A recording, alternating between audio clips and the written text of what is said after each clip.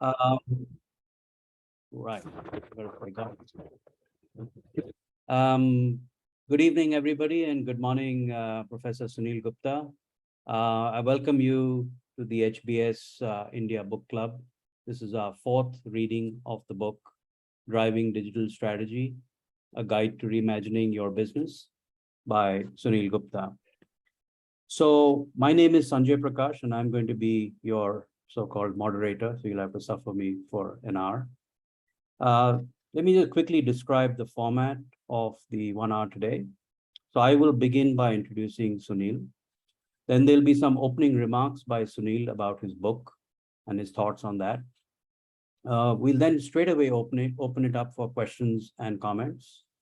We will use the chat box as far as possible to post your question, and you can also raise your hand, and I will use a process to try and call you out. I already have some questions, so we can kickstart that as soon as Sunil finishes. There are no slides or polls today. Sunil prefers a free flow discussion and interaction. We will go on for 1 hour. It is being recorded, as you can sort of see. It'll only be put on the website for alums. It won't be in the public domain. We've had very good registration. Let's see how many people finally show up. And lastly, I'll just request you to put on your video so, Sunil can actually put face to a name. So that's that. And let me start without further ado in introducing a brief introduction on Professor Sunil Gupta. So Sunil Gupta is the Edward W. Carter Professor of Business Administration and co-chair of the Executive Program on Driving Digital Strategy at HBS. He was the chair of the GMP from 2013 to 2019. From August 2019 to February 2020, he served as a senior advisor to the CEO of Cleveland Clinic, one of the leading healthcare providers in the world, to help him design the digital strategy of the clinic. Sunil's current research examines how digital technology impacts a firm's strategy.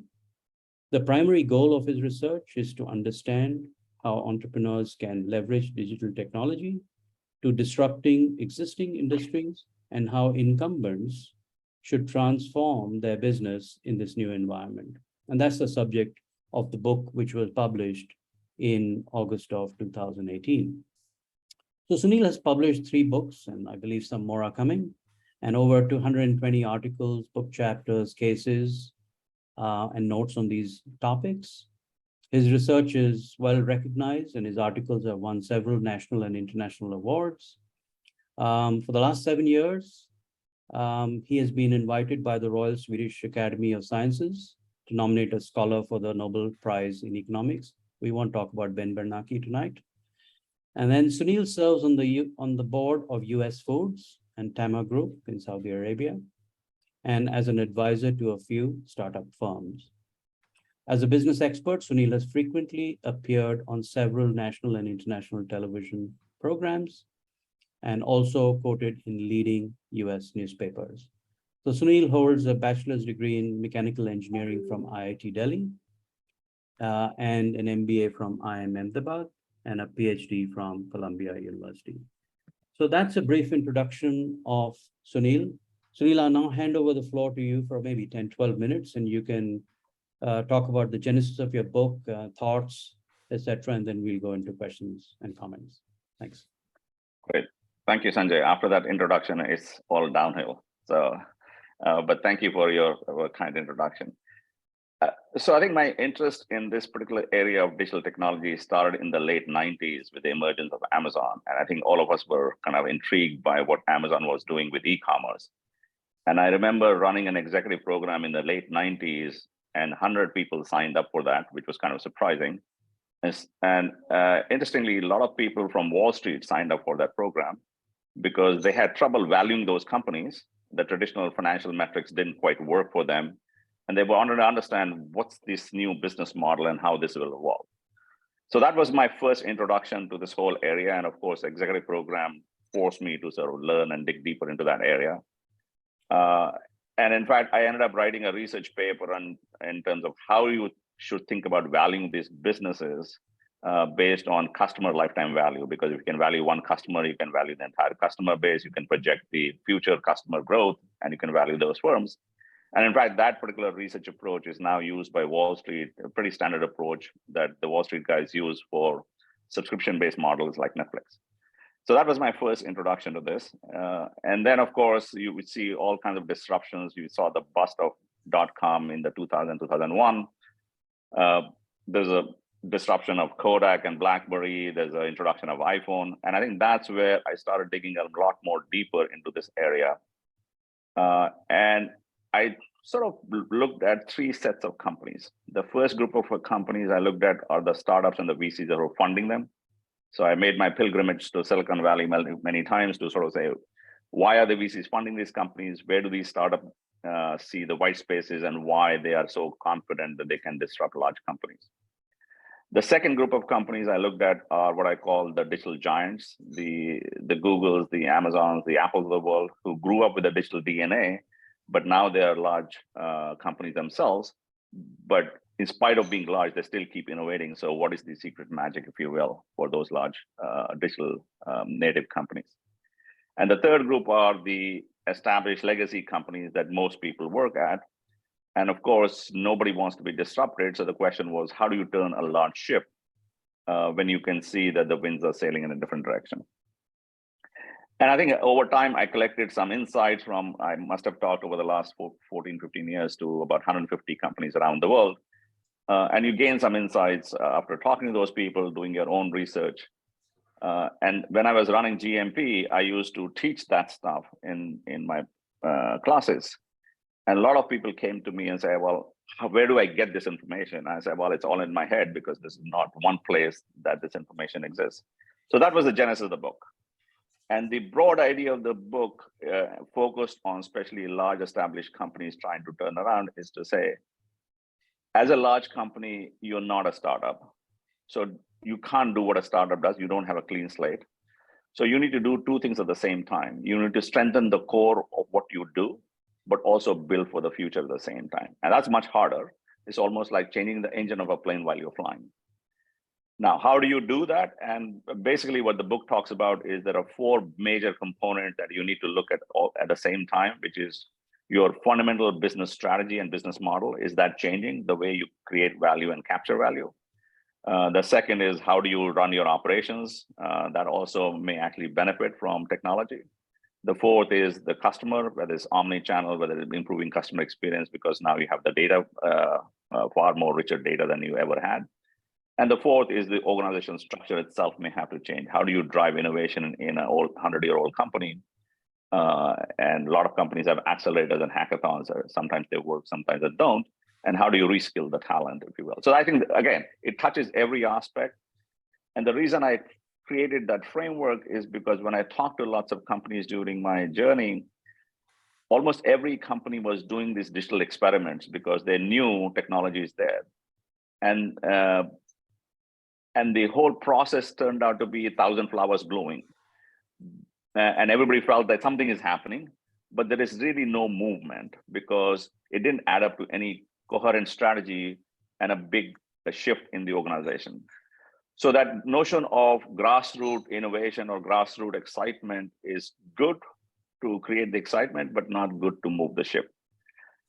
And that was the basic idea that, look, it has to, yes, you need to create some excitement at the grassroots level, but you also need a top level vision and strategy as to how this will actually change the direction and path of the company. So I think that was the basic genesis of the book.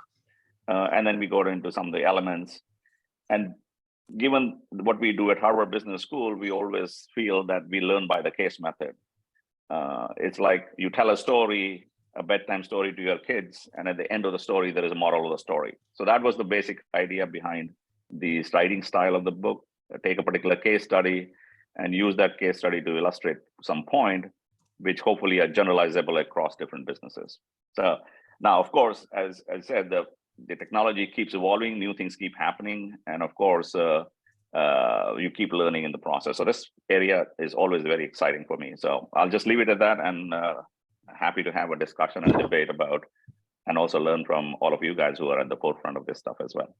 Sure. Thanks very much, Sunil. As I mentioned before, kindly raise your hands if you want to ask a question in person, or you can just post it on the chat box.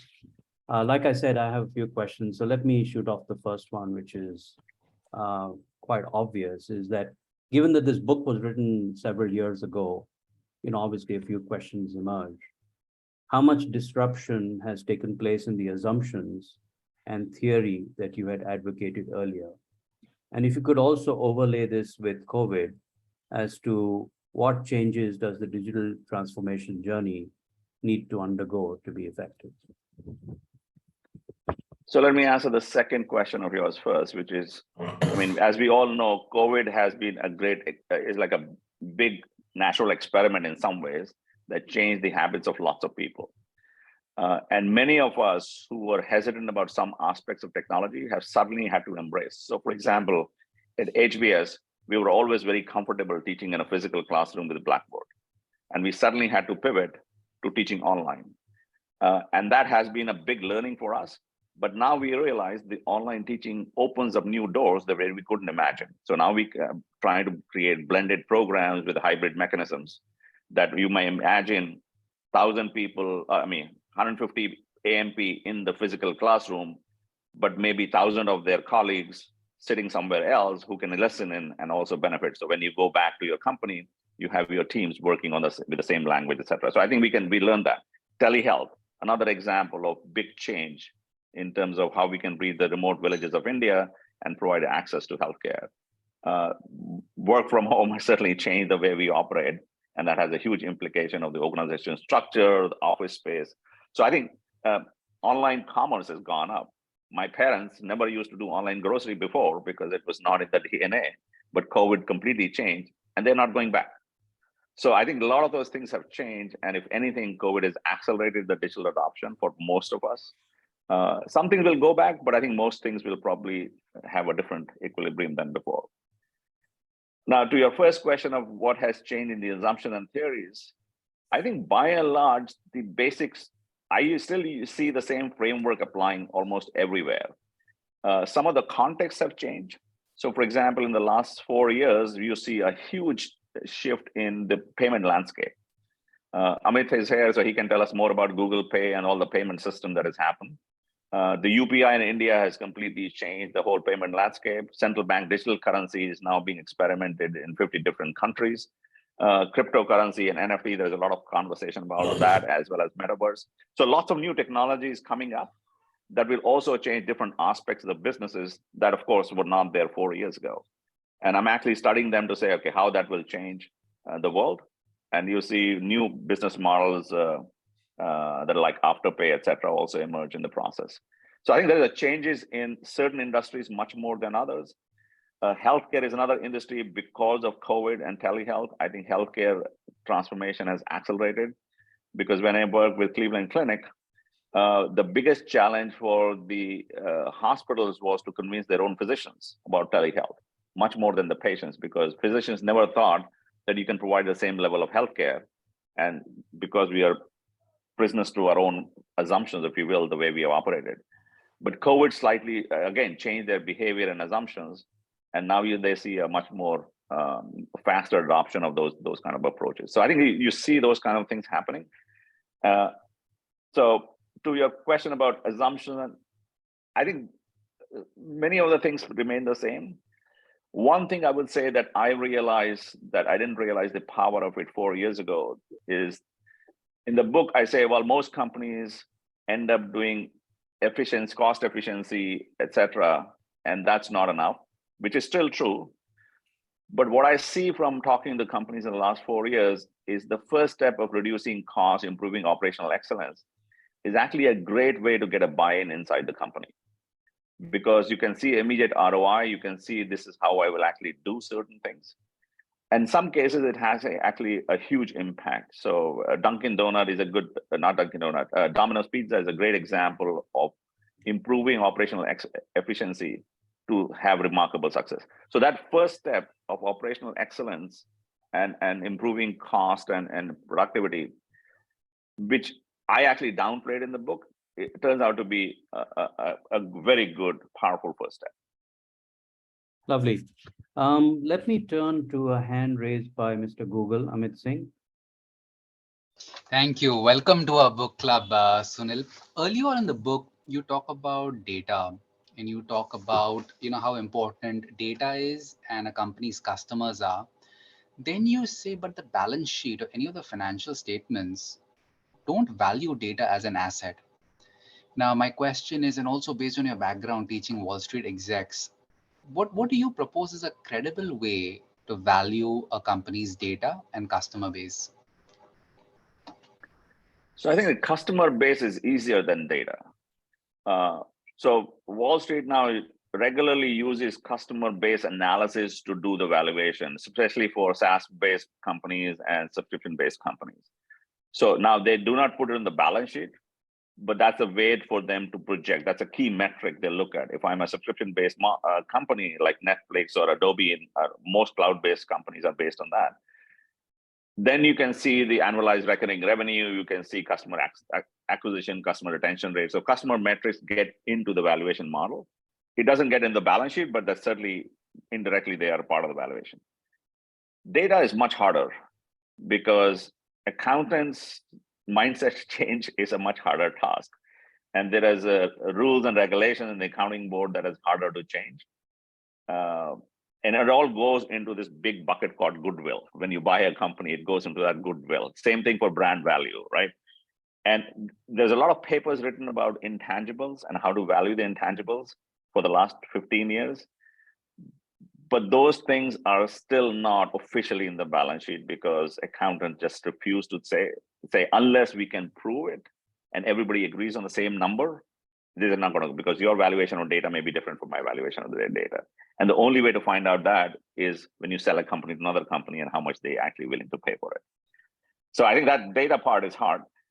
I mean, interestingly, there is a recent paper that I saw where they try to, and you would know because there's a lot of regulation potentially coming up about use of third-party data because of privacy issues.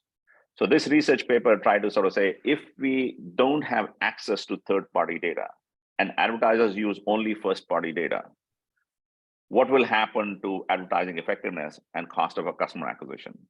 And this paper shows the customer acquisition cost will go up by 37% on average. And this study was done across 100,000 advertisers. So it's a fairly generalizable study. That's an indirect cost of the losing the data of certain kind, right? But whether it'll go in the balance sheet, I'm not holding my breath for that, Amit. Thank you for very well-rounded perspective. Thank you. Okay, I'll take a question from the chat box, and this is posted by Sundar M. Rajani. And it says, we have moved from 2G to 3G to 4G and now 5G. How will it impact the evolution of the digital story? What's the next big disruption? So I think what the 5G is doing is the speed and access is much greater. So it will have an impact on autonomous vehicles, for example, because you need real-time feedback of what's going on. The gaming industry is rapidly evolving because of that, because you can have multiplayer games with hundreds of players because you need the bandwidth. Metaverse, which is becoming a reality exactly for that reason, because you need the speed, you can't have latency. When we run an online hybrid class and we have a case discussion with lots of people on the screen, we can't afford the latency in that. It's not like I wait for 30 seconds before I hear your comment. So I think where the speed is essential, that's where 5G will become very, very important.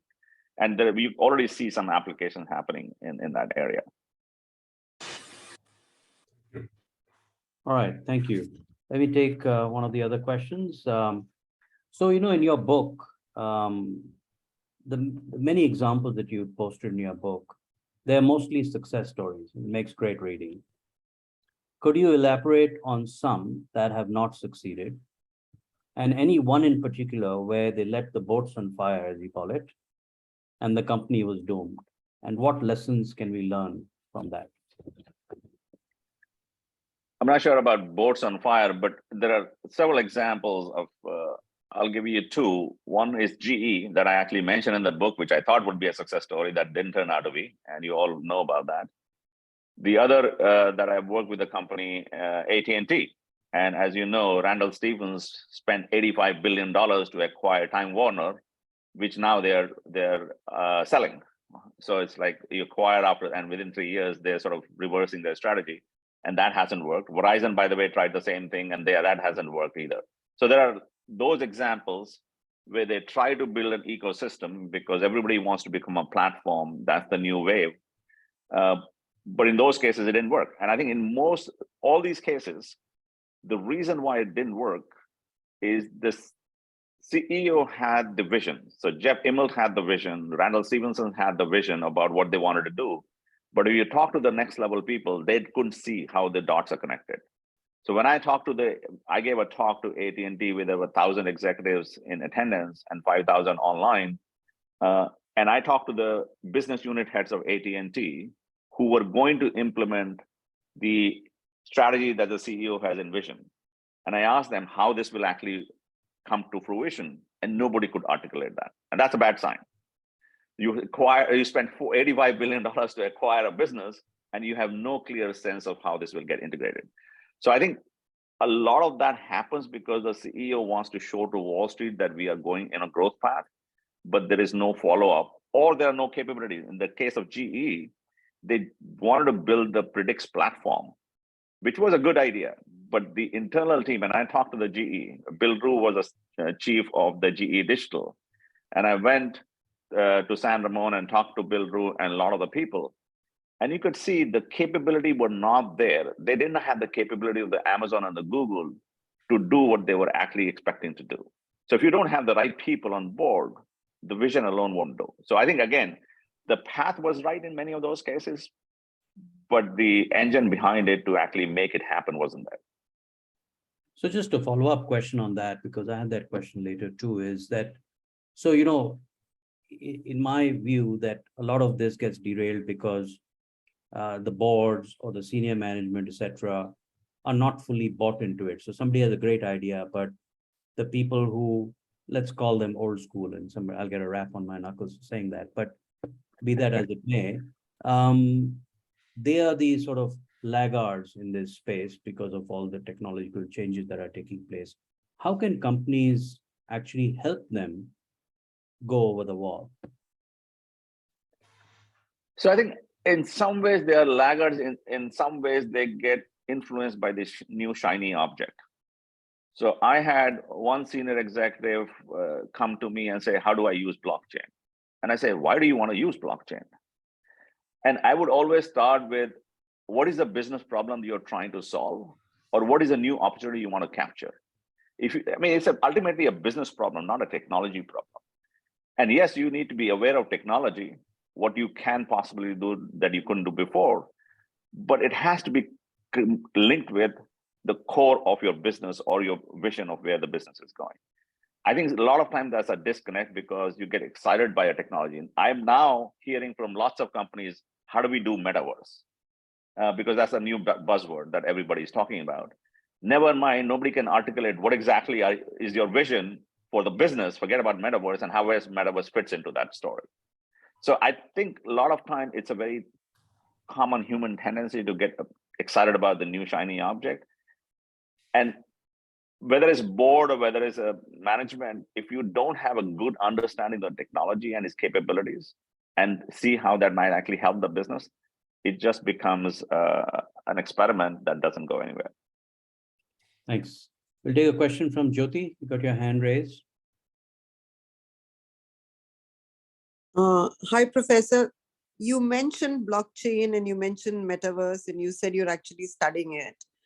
If you exclude the gaming and the entertainment industry, where everybody's buying land in the Metaverse, where do you actually see early adoption happening, in what kind of industry, and what kind of applications are you seeing? So I think right now, Metaverse is really a slightly different version of VR. Because the real Metaverse is where you can take your avatar and your digital image or wherever to any different place and take the same digital object, etc. So a lot of the fashion brands are experimenting right now because they're saying this is a way for consumers. Ultimately, if you buy an expensive fashion item, it's basically a form of self-expression. And the question is, if you can do the same self-expression in the virtual world. There was one study that showed that Gen Z consumers majority of them feel that their identity in the virtual world is more real than in the real world.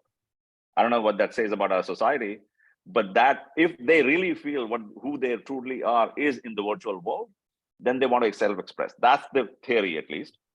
And we'll see how that pans out. So that's one industry. I think there's a lot of effort being done in Gucci and Ralph Lauren and you name it, all the fashion brands. The other area where I think there's a lot of excitement is the fitness industry. So imagine if I'm like, I understand the value of fitness, but I'm lazy, I don't do it. I put on my VR glasses and I see a tiger running behind me. Guess what? I'm going to run faster. And that's what a lot of people are thinking about, that you don't need to go to the gym. There are boxing VR games. There are other games where you can actually get this done, right? And this started even before Metaverse with Peloton and others, Nike, who started all these fitness instructors at home through the videos. And this is the next level. So I think those two. The third that people are beginning to explore a little bit is education. You can actually have a feel of real in-classroom experience in the Metaverse. But all these are very early. It's hard. I mean, there are reports by McKinsey which says Metaverse will be a 4 trillion economy. I mean, I don't know how they came up with the number of 4 trillion, who knows? But I think all those numbers right now are highly speculative. But gaming is actually becoming big, and I can see advertising actually shifting to the gaming platforms. Roblox is making a huge amount of money in that area, right? So it's just like is doing that. Sorry?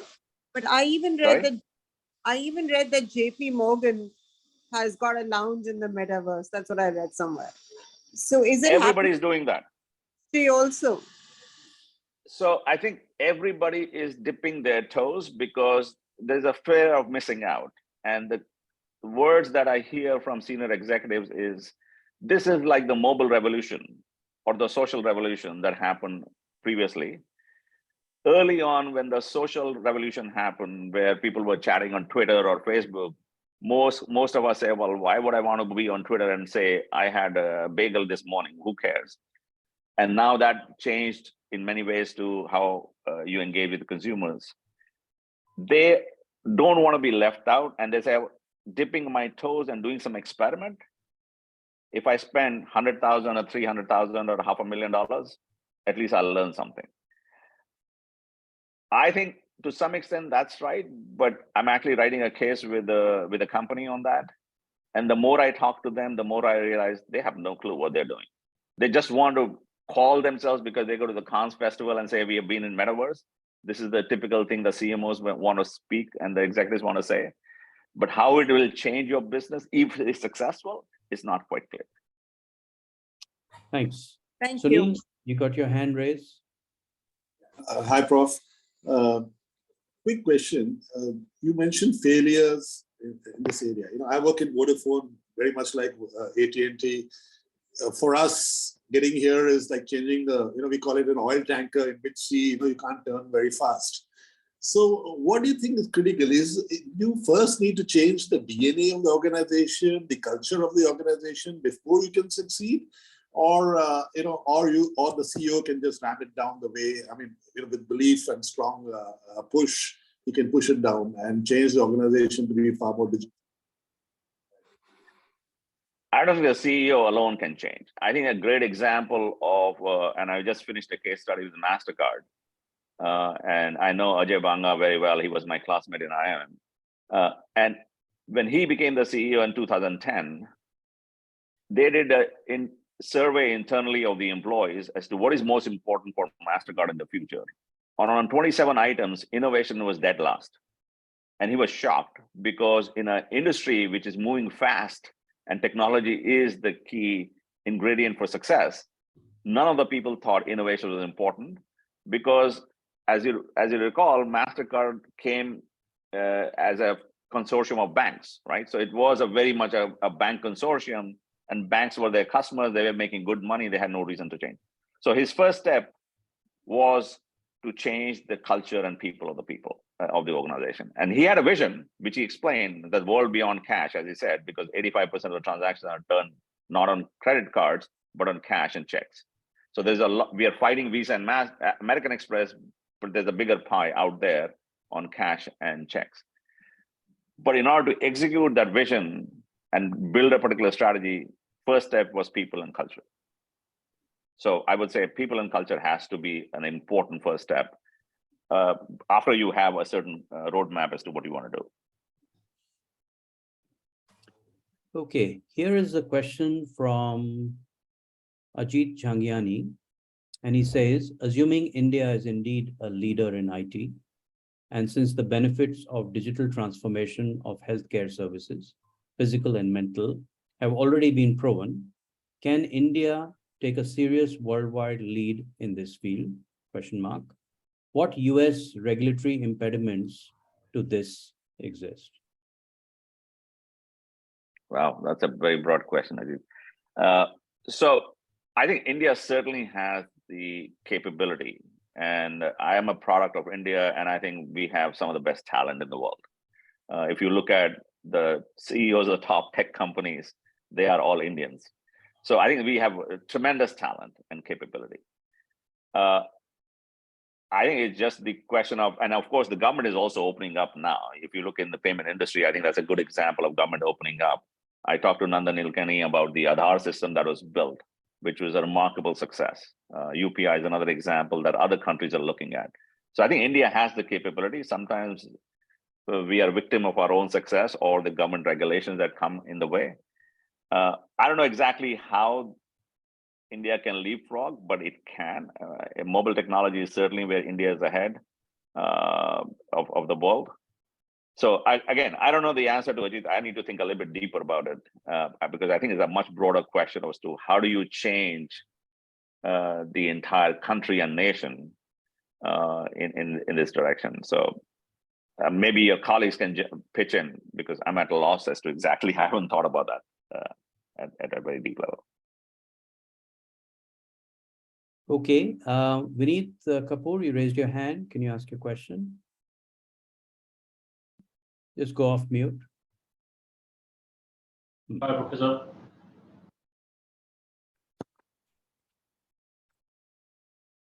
Yeah, Vineet, we can hear you. Yeah. So my question is more around saying that, okay, let's pretty much put aside the entire idea of new technologies, but go down to some of the basics for what is the real driver and what is the value add, as you rightly said, that, okay, what is driving you to think digital on various aspects? And it's a bit of a loaded question because I myself am already investing in currently I'm setting up a B2B platform. But I want your point of view in terms of how much of digital transformation sits in an enterprise zone versus a multi-enterprise zone. So just to quote again, McKinsey kind of predicts that the network ecosystems or integrated network ecosystems would be 60 trillion revenue throughput in the next few years. And how do you see if it from your point of view that, okay, how much of digital is only me versus a collaborative in a larger network of mine? So again, I don't know exactly what the percentage would be, but what is certainly happening because we are in an interconnected world, there are more and more ecosystems and platforms being built.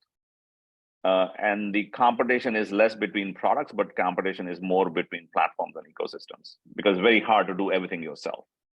So if John Deere wants to go from beyond becoming a product company because product competition catches up very quickly and the differentiation goes away, and wants to become a farm management company, it has to partner with telecom companies, it has to partner with lots of other companies. You can't do it all.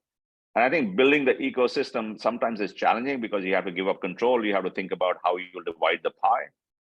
But at the same time, you want to keep what is core to you, to yourself, and not share with the other guys, because otherwise, what's your competitive advantage? So I think it becomes a very delicate balance as to what's your core and what you want to keep yourself, and where you want to partner and where you want to actually share the common good and grow the pie.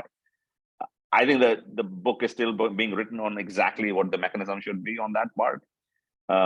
But certainly in many, many cases, there is a partnership model that is working. And in fact, I mean, again, if I may go back to the MasterCard example, MasterCard is also saying the motto of their story is collaborate and lean in rather than compete. So when Apple was getting into Apple Pay, and the concern was Apple Pay will actually have a disruptor for MasterCard and Visa, Ajay Banga went to Tim Cook and said, well, we do certain things very well, which you don't, and you do certain things very well that we don't. Why don't we collaborate? Same thing with central bank digital currency. The question people are raising is, if the central bank offers the digital currency that goes into my digital wallet that I can pay the merchant, why do I need banks and why do I need MasterCard? And they're basically, again, leaning in and saying, look, central bank can issue digital currency, but they still don't know lots of the transaction processing and all the infrastructure that we know about. So we will go to the central banks and say, hey, if you want to do that, that's fine. We don't see you as a competitor. Let's help you in terms of what we know that you need in order to make this a reality. So I think their notion is we can't change the direction of the current where the water is flowing, but what we can do is we can ride the wave with them. And that's a change in the business model that they're acting to be. So I think that's more and more the case. You cannot be stuck to your old model and protect your business if the world is changing around you. And that's a judgment call in terms of how much world is changing, and therefore what is your core and how much you want to collaborate on. So just to add to it, so I'm sure that you're aware of the GHX model and how it has evolved over the years. But if you look at it, so maybe I'll try to get you more focused on saying that if I was to have a GHX model in various other sectors, and we talk about digital highways rather than three complementing scenarios as what you're saying, that someone brings in banking versus someone else bringing in the product or some other other aspect of that ecosystem. So one is to have heterogeneous ecosystems, but one is to have homogeneous ecosystems with digital highways as a collaborative piece.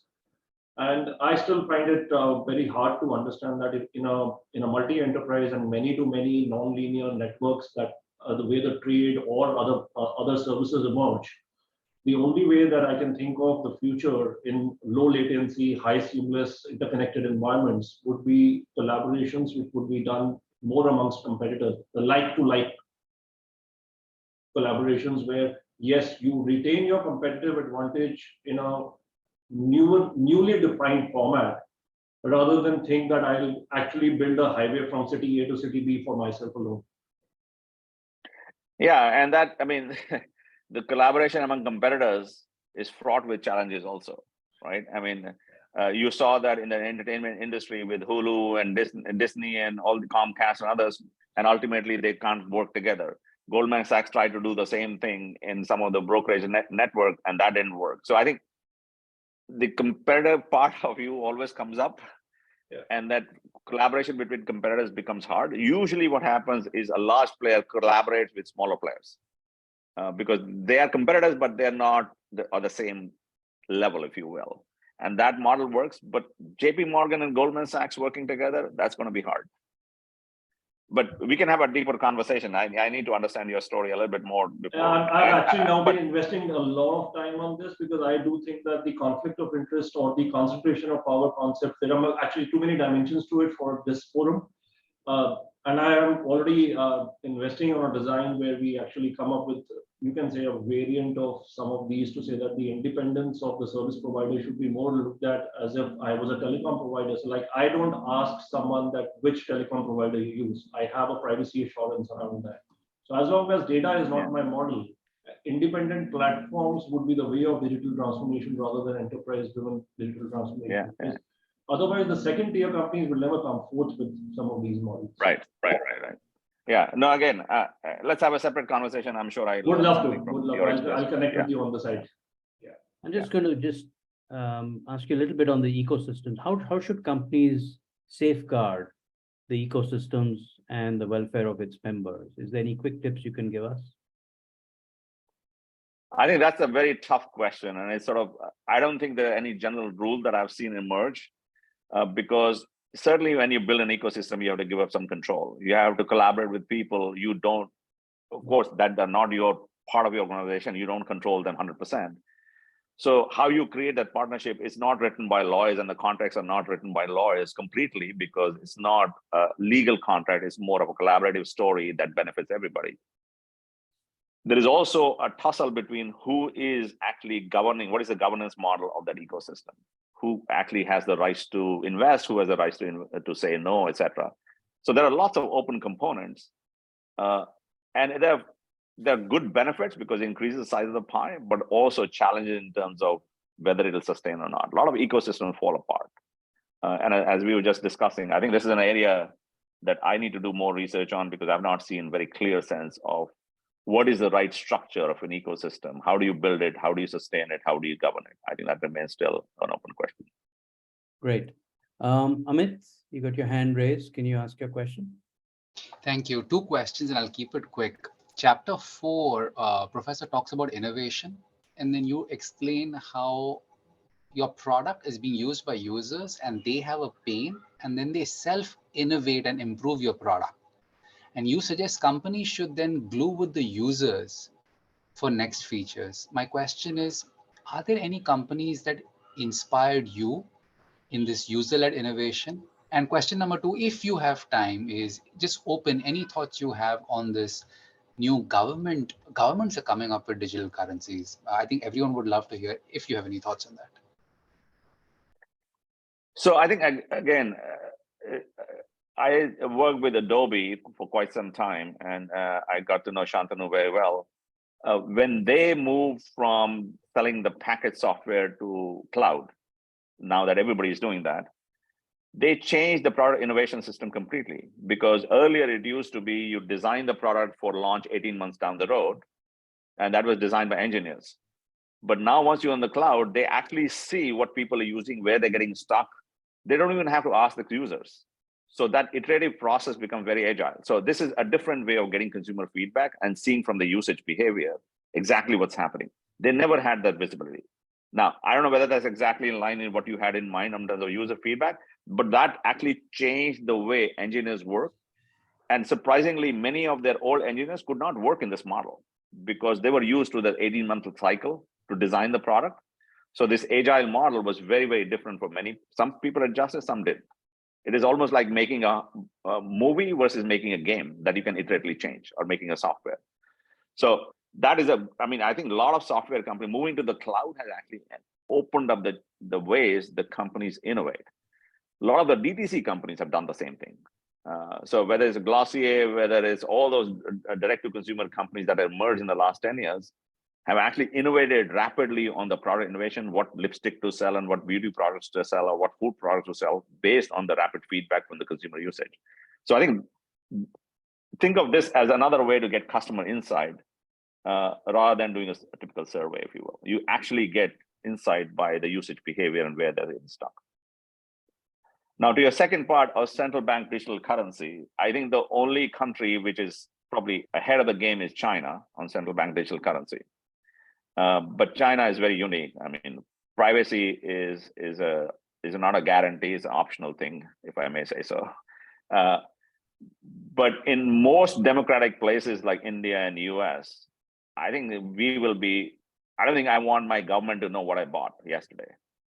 So for central bank digital currency to manage that process, they have to know everything about me. So privacy will be a big issue as to who actually has access to that information. Security will become a huge issue also. So I think it's a good idea to remove friction in the economy. It's a good idea, especially for the unbanked people. But there are lots of ifs and buts in the process for this to become reality. But I mean, you might have some insights because with Google Pay and everything else, I'm sure you're all in the middle of it. We are tracking what in India the RBI is doing, and earlier this week they came up with more detailed guidelines on how they envision. I read those guidelines. There wasn't that much concrete I could hold on to, so I think they just need some more time to evolve and come up with a clear plan. Yes, I think governments are very much interested in it because the cash has its costs. The security issues for governments. With MasterCard, I did a case study about financial inclusion in South Africa, where the SASSA distributes the social security checks, and there are these big armored trucks go to Soweto to distribute cash to the poor people. And that's costly. And of course, there is all kinds of theft that can go in, corruption goes on. The whole notion, or at least the theory, is with digital currency, all that leakage will get stopped. Now, whether that will happen or not, whether other kinds of issues will come up with the hacking and cybersecurity issues, etc., we don't know. But that remains to be seen. So I think the story is still being written on that. Okay, we have a question from Ardhindu Shekhar. And his question is, do you see consolidation of certain digital companies who have similar strategy or goals? If so, would it be a strategy to improve their valuations or market share? So I think there is a cycle of innovation and consolidation. So many of these fintech companies, for example, they also realize it's very easy to start and launch a business, but it's very hard to scale. So certainly many of these smaller companies that are starting, they're getting merged with large companies, and large companies are getting bigger, smarter also in this process. Whether it is consolidation across large companies, I don't know. I think that's probably a case by industry. So for example, in automobile, will Tesla acquire GM? I don't know. I think that's probably very much depends on the situation of different companies. So I don't see big consolidation happening. Similarly, in entertainment, you have Netflix and you have Amazon getting into videos, and you also have now Apple and others, Disney's. Will they consolidate? I doubt. So I think it depends on the industry and depends on the size of the company, but it might in some cases. Okay, does it answer your question, Ardhindu? It does. Thank you so much.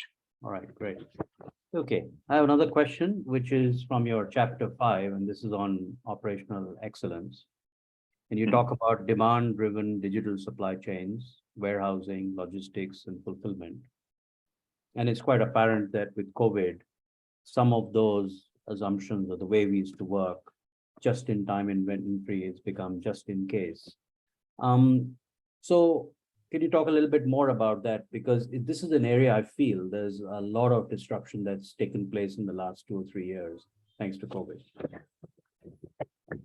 So certainly, I mean, we all know supply chains have been disrupted due to COVID, but I think they are all coming back. I don't think that changes the fact that you can still use technology to improve the operational excellence of the supply chain. You can still track the products, you can still remove the friction in the supply chain, you can still make the routing process faster, you can still make factories much more smart factories, etc. So I think COVID, in my mind, was certainly a bump in the road, and certainly a bigger bump than most people expected. But will that change the fundamental aspects of how operations and supply chain should be optimized? I don't think so. I think that will still go on. Certainly, a company had to take a detour, because right now they were not talking about optimization. They are talking about, do we have the product? Do we actually have it? Because the supply was much shorter than demand. That's why we have all this inflation going on. So the fundamentals don't change. I think they've just been delayed. Okay, great.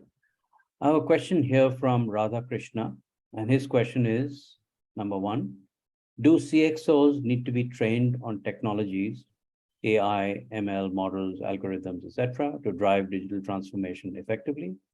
And the second question is, what's the ideal profile of a CDO in an incumbent organization?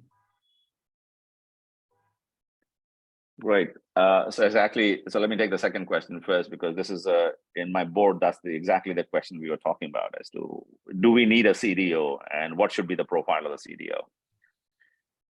And I think, in fact, at Harvard Business School, we are having the same question. So our dean, Srikant, asked me the same question: should we have a CDO and what should be the profile? Because we have a CIO, right?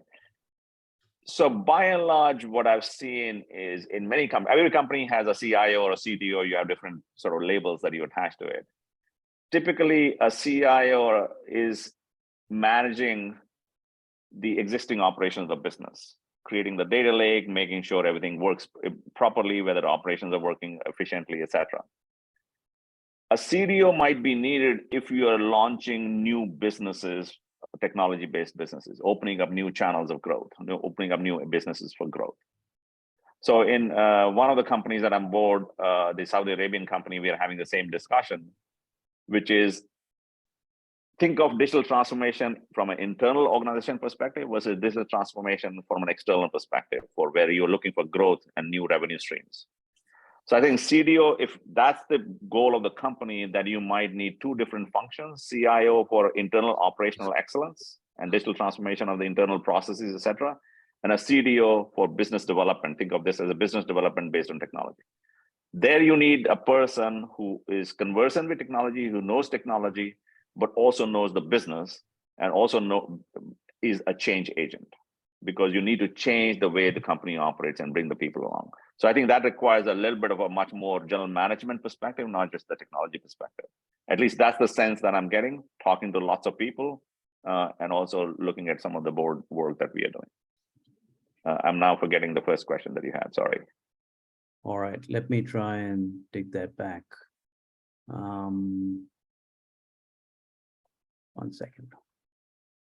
Right, do CXOs need to be trained on technologies, AI, ML models to drive digital transformation effectively?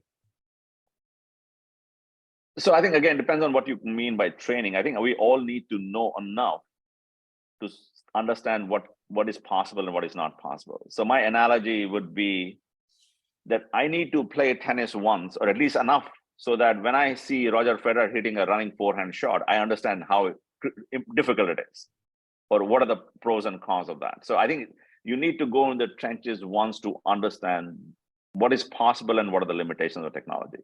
You don't need to be expert on that. I don't need to be Roger Federer to appreciate Roger Federer play, but I need to play tennis at least somewhat to understand how easy or difficult certain shots are.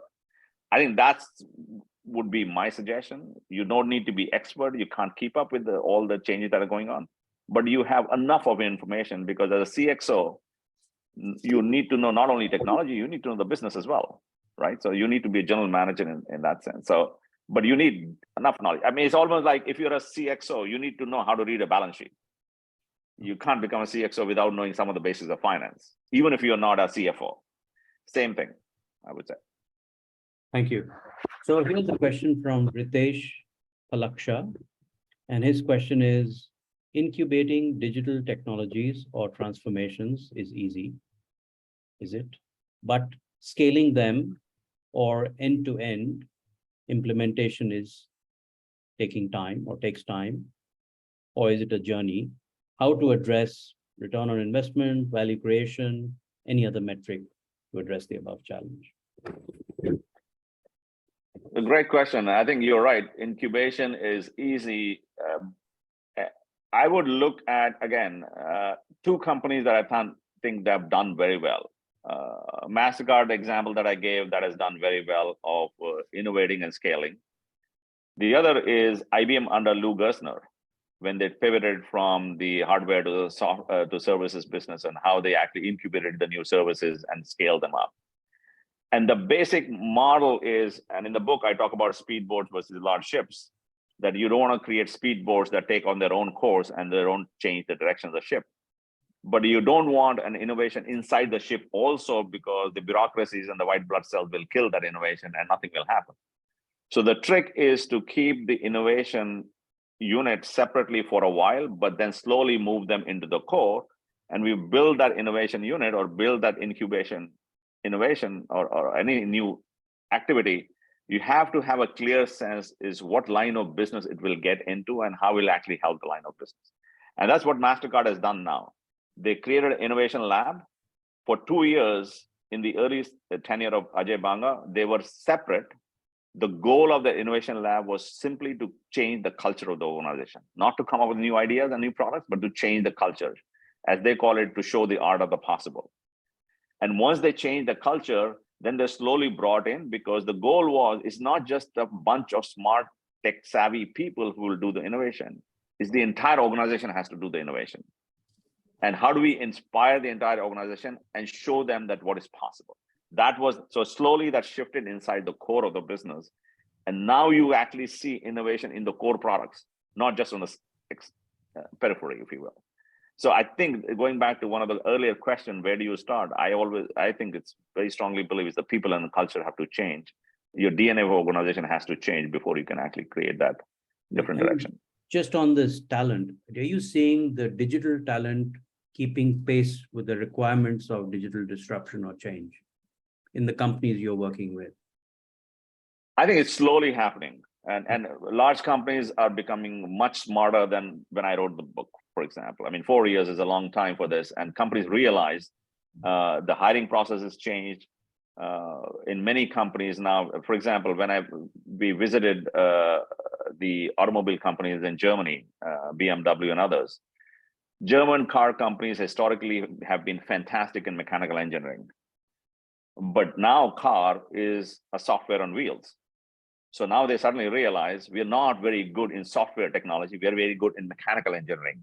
So they're hiring the software engineers by the drove, because if you have to compete with Tesla, they can keep updating a car overnight because of new software, whereas BMW is still the same old car. So how do we change that model unless I have the right talent? So I think that's happening much more in most companies. We are 7:29, but I want to ask you one last question, which is that, do you think we can thank COVID for digital adoption, disruption, and acceleration? And do you see any clawbacks along the way? I wouldn't say thank is the right word I would use for COVID, but there are a lot of negatives that we suffered, the whole humanity suffered from COVID. But certainly COVID has accelerated adoption, as we earlier discussed, for lots of areas. Some things will go back. I think there's a big debate about work from home, how much it will sustain and how much it won't. Many companies want the employees back in the physically, because there's a lot of informal conversations that are lost in the Zoom environment. I think the balance will be somewhere in between. Some companies are leaning more for in-person work versus others. So there certainly will be some clawback, but I don't think we're going back to exactly where we were 2.5 years ago. So it'll be a new equilibrium, and every company will design it differently to some extent. So we're right on time. I just want to take the opportunity to thank you very much. We had an interesting conversation. I hope we've given you enough thought for another book that you might write. I also want to take the opportunity to thank Khushbu and Amit, my co-partner, in all our endeavor we're trying to do with this book club. And we hope to have you again with your new book as and when it comes out in the future. So thank you, everyone. Thanks very much. Thank you very much. It was fun to do this. Appreciate it. Thank you. Thank you, sir. In which batch from IIT were you? I graduated in '79, many years ago. Okay. No, I'm probably 82. Okay. Okay, I dated myself right there. All right. All right. We'll, Take care, guys. Bye-bye. we'll Thank you, close everyone, this for joining. meeting now. Thank you, Professor. Bye-bye. Thank you. Yeah. Thank you. Bye-bye. Thank you.